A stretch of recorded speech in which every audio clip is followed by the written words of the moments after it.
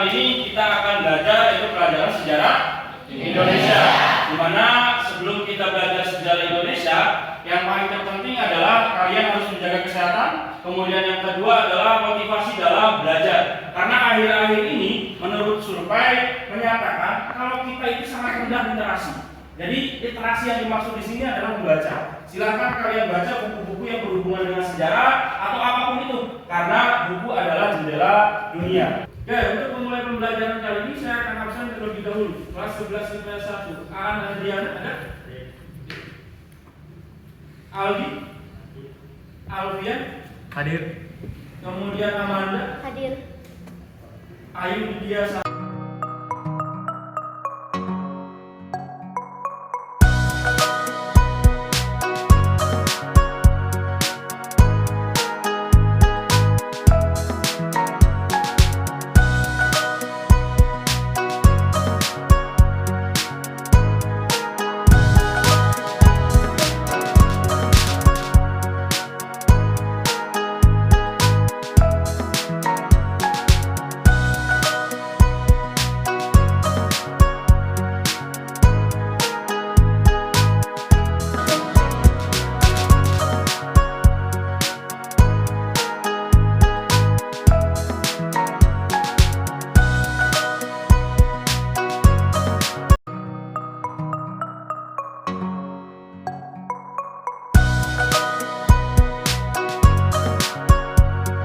Oke, alhamdulillah nihil semua. Semoga nanti kedepannya kalian juga tidak ada yang izin atau sakit.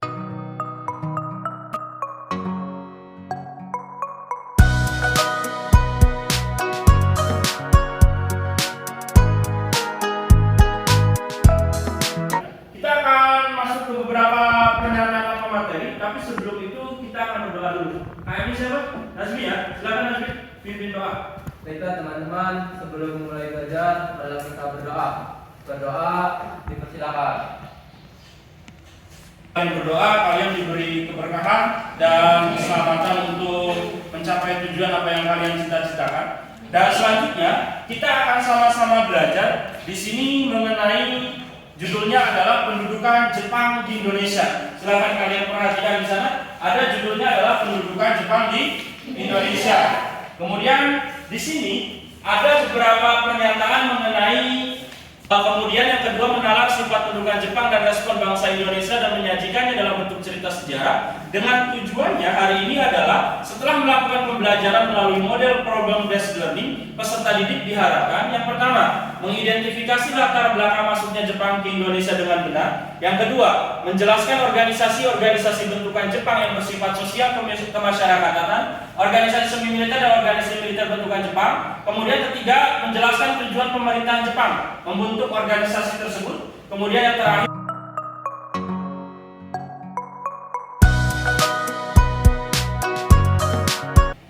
pertanyaan saya sebelum kita lanjut ke pembahasan, apa yang kalian ingat tentang kata Jepang? Ada yang tahu? Pak? Ya? Romusa Pak. Romusa, ada lagi yang lain? Apa yang kalian ingat tentang Jepang? Pak, ya enggak? Menurut saya kalau Jepang tuh orang-orangnya rajin, giat dan tekun Pak. Oke, orang-orangnya rajin, giat dan tekun, bagus. Ada lagi? Satu lagi? Coba. Saya Jepang adalah cahaya Asia. Jepang adalah cahaya Asia. Oke, bagus. Kita langsung kita coba. Oke, itu adalah jawaban dari teman-teman kalian dan nggak salah. Semuanya jawaban benar. Kita perhatikan di sini. Ini adalah gambar-gambar atau merek-merek, semuanya adalah made in Jepang. Jadi kalau misalkan kita perhatikan ada Toyota, Suzuki, Sony, kemudian Panasonic, Uniqlo, Canon, Nintendo, Toshiba dan segala macam itu adalah made in Jepang. Kalau misalkan kita lihat dari segala jenis geografisnya, Jepang adalah negara yang kecil, tapi dia bisa menguasai dunia dalam hal teknologi, otomotif dan segala macam. Di sini saya akan menjelaskan, memperlihatkan video mengenai kedatangan Jepang ke Indonesia.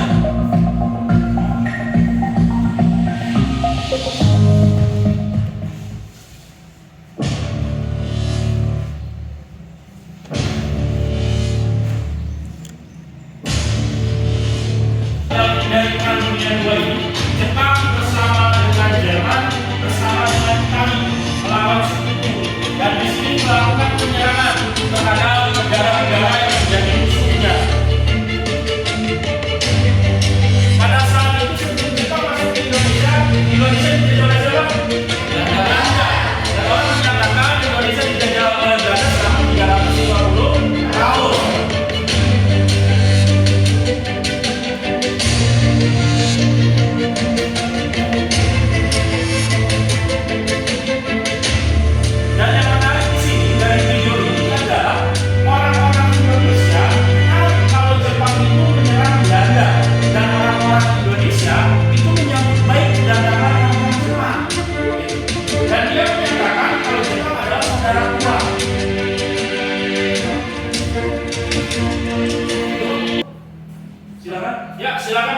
Inti dari video tersebut adalah Perang Dunia Kedua, yaitu Jepang bersama Jerman dan Italia, dan Jepang sedang melakukan penyerangan terhadap negara musuhnya dan sedang melakukan penyerangan pada tanggal 29 Januari 1942 di Pontianak.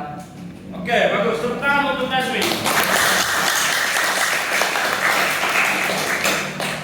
Oke, silakan kalian amati infografis di sini. Di mana di dalam infografis ini Jakarta sedang dikuasai oleh Jepang. Di mana di sini tanggal 1 Maret 1942, 4 Maret 1942, 5 Maret 1942, 8 Maret 1942. Dan yang menjadi pertanyaan saya adalah mengapa kedatangan Jepang tidak langsung tiba di Ibu Kota, tetapi menyesuaikan dengan kekuatan Belanda? Ada yang bisa jawab? Jawab, Pak. Ya, Asmi. Dikarenakan Tarakan dulunya merupakan daerah penghasil kilang minyak utama di masa kolonial Belanda. Tarakan mengutamakan kepentingan strategis yang besar selama Perang Asia Pasifik. Hal ini pula sepertinya yang membuat bahan pertimbangan Jepang menjadikan Tarakan sebagai target utama dan akhirnya memutuskan mendarat di sana. Oke, bagus. Tepuk tangan lagi untuk Asmi. Kita perhatikan di sini sebentar. Di sini dijelaskan, Tarakan dulunya merupakan daerah penghasil kilang minyak utama di masa kolonial Belanda. Apa hubungannya antara Tarakan yang di Kalimantan Timur ini dengan Perang Dunia II dan dengan Jepang? Dan apa hubungannya dengan minyak bumi? Karena pada saat itu Jepang terlibat dalam Perang Dunia II. Ketika terlibat dalam Perang Dunia II, Jepang membutuhkan minyak sebagai bahan bakar. Dan pada saat itu ketika Perang Dunia II, minyak Jepang sudah habis. Dan ini solusinya. Jepang harus menguasai Indonesia, salah satunya adalah penghasil minyak ada di Tarakan. Makanya kenapa Tarakan menjadi target utama yang pertama? Jepang harus menaklukkan kota ini atau daerah ini. Paham ya? Oke. Lanjut. Kemudian yang kedua, bagaimana hubungan Perang Dunia II dengan kedatangan Jepang ke Indonesia? Ada yang bisa jawab? Tina, oke. Alfian.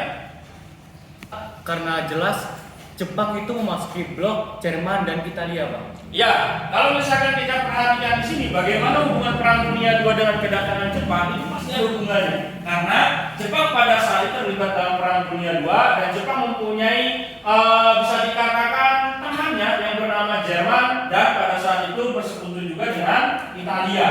Dan di sini saya akan menjelaskan tentang latar belakang kedatangan Jepang secara sekilas. Ini adalah latar belakang kedatangan Jepang. Yang pertama adalah Indonesia kaya akan bahan-bahan mentah seperti minyak bumi dan batu bara. Yang kedua, Indonesia memiliki tenaga manusia dalam jumlah besar yang diperlukan untuk membantu perang Jepang. Yang ketiga, wilayah Indonesia menghasilkan banyak produksi pertanian yang dibutuhkan tentara Jepang dalam peperangan. Jadi intinya, Jepang datang ke Indonesia itu tujuannya cuma satu. Dia ingin menguasai sumber daya alam, sumber daya manusia untuk kepentingan dia dalam Perang Dunia Kedua. Dan di sini juga saya menjelaskan tentang bagaimana serangan Jepang terhadap Hindia Belanda. Jadi kan tadi kita sepakat kalau Belanda awalnya menjajah Indonesia, terus kemudian Jepang masuk ke Indonesia, dan yang dilakukan oleh Jepang adalah Jepang menyerang daerah-daerah yang dikuasai oleh Belanda. Di sini kita perhatikan Tarakan, Balikpapan, Pontianak, Samarinda, Banjarmasin, Palembang, Surabaya sampai pada akhirnya di Pulau Jawa. Gitu. Jadi itu secara cepat orang-orang Jepang melakukan penyerangan terhadap Belanda. Dan kita mengenal juga di Jepang itu ada kata propaganda. Apa yang dimaksud dengan propaganda? Di sini saya sudah menjelaskan. Propaganda kemarin terdengar ucapan banjai-banjai. Banjai itu artinya adalah selamat datang, selamat datang. Kedua, radio Tokyo memperdengarkan lagu Indonesia Raya, samping lagu Kimi Gayo. Bendera yang berwarna merah putih juga boleh dikibarkan berdampingan dengan bendera Jepang yaitu Hinomaru. Kemudian melalui siaran radio juga dipropagandakan bahwa barang-barang buatan Jepang itu menarik dan murah harganya, sehingga mudah bagi rakyat Indonesia untuk membelinya. Dan terakhir, Jepang menegaskan kembali bahwa Jepang tidak lain adalah saudara tua. Jadi Jepang dan Indonesia adalah sama. Itu saja presentasi kali ini. Sekarang silahkan kalian duduk berdasarkan kelompok. Saya sudah membagikan kelompok ke kalian melalui WhatsApp group, dan jika kalian lupa, ini adalah kelompok kalian. Kelompok 1, 2, 3, 4, dan 5. Saya bagi di dalam kelompok. Silahkan kalian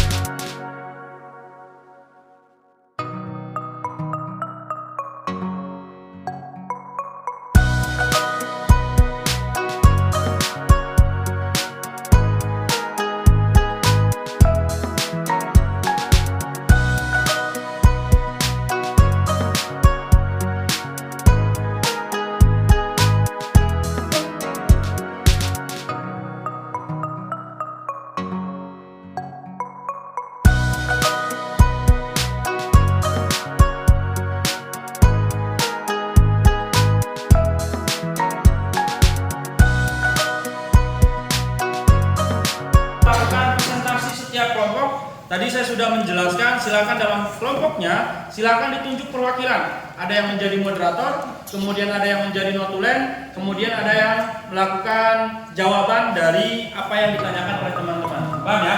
Oke, silakan untuk kelompok 1.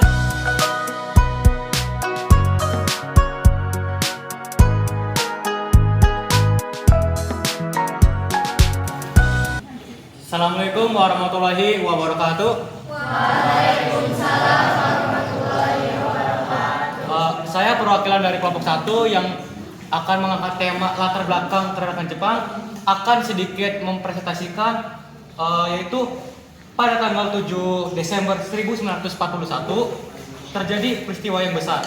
Pada saat itu, Jepang menyerbu pangkalan angkatan laut di Pearl Harbor, Hawaii.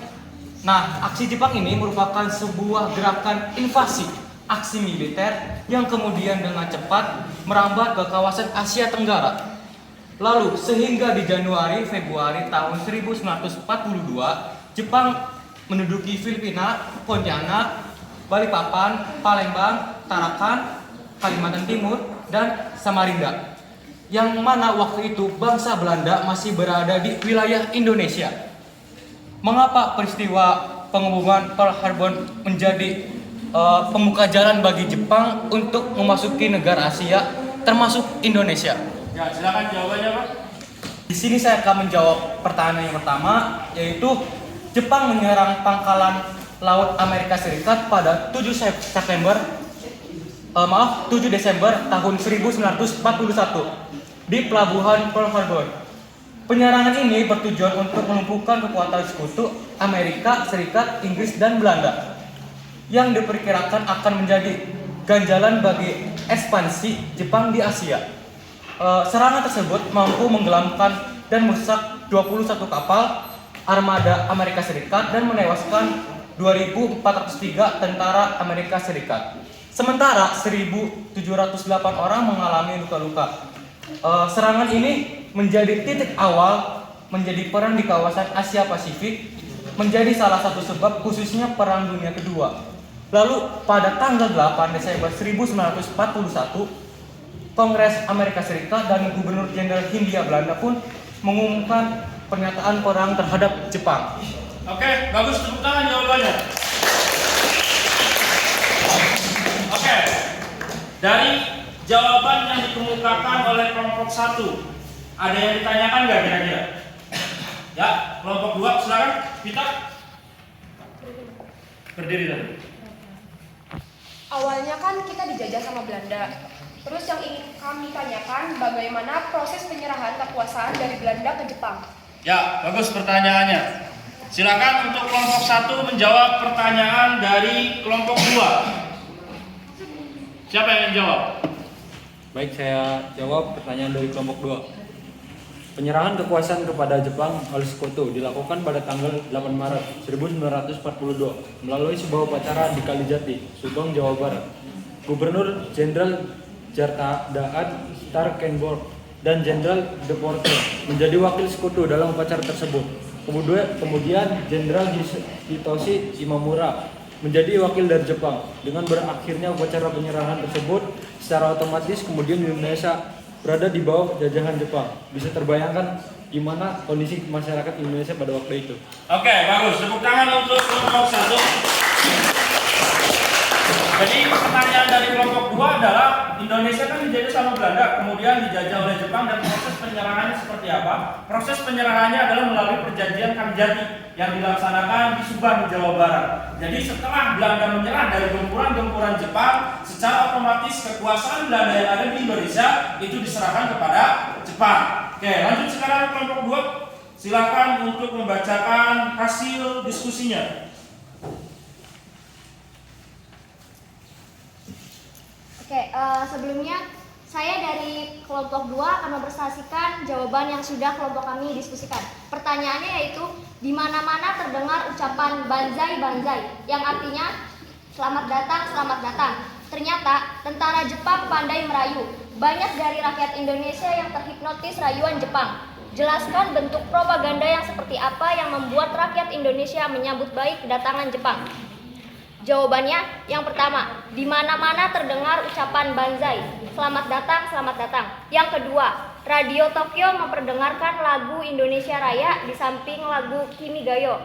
Yang ketiga, bendera yang berwarna merah putih juga boleh dikibarkan berdampingan dengan bendera Jepang Hinomaru. Lalu yang keempat, melalui siaran radio juga dipropagandakan bahwa barang-barang buatan Jepang itu menarik dan murah harganya, sehingga mudah bagi rakyat Indonesia untuk membelinya.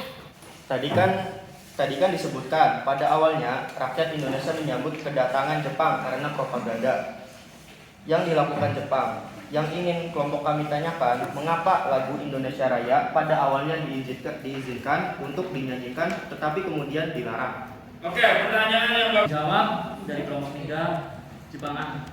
Jawabannya adalah Jepang akhirnya melarang rakyat mendengarkan lagu Indonesia Raya karena Jepang ingin semakin memperkuat dampak pemerintahannya terhadap rakyat Indonesia dan juga untuk menghapus pengaruh Belanda pada Indonesia. Selain itu, Jepang khawatir lagu kebangsaan akan membunuhkan rasa nasionalisme pada rakyat Indonesia dan akan memberontak terhadap penduduk Jepang. Oke, jawaban yang bagus. Tepuk tangan untuk kelompok 2. Kita lanjut ke kelompok 3. Silakan kalian diskusikan dan jawab pertanyaan. Ya. Saya dari kelompok 3 yang mempresentasikan hasil dari diskusi kelompok kami. Yang pertanyaannya adalah Jepang membentuk organisasi-organisasi yang bersifat sosial kemasyarakatan, di antara organisasi bentukan Jepang di bidang sosial kemasyarakatan. Silahkan amati terdiri dari apa saja dan bagaimana tujuan dibentuknya organisasi tersebut. Yang pertama, ada gerakan 3A. Dibentuk pada 29 Maret 1942, gerakan 3A adalah sebuah perkumpulan yang bertujuan untuk mendapatkan dukungan penuh dari rakyat Indonesia untuk menentang semboyan. 3A tersendiri bisa diartikan sebagai 3 semboyan besar, yakni semboyan Nippon adalah cahaya Asia, Nippon pelindung Asia, dan Nippon adalah pemimpin Asia. Adapun gerakan ini dipimpin oleh Mr. Samsudin yang merupakan mantan tokoh Partai Muda di Jawa Barat. Dalam menjalankan tugas dan propaganda tersebut, sang ketua dibantu oleh Mo Saleh dan Kang Sultan Pamuca. Namun adanya gerakan 3 tersebut justru tidak bertahan lama dikarenakan kurang mendapatkan simpati dari rakyat. Dan sosial kemasyarakatan salah satunya adalah gerakan 3A.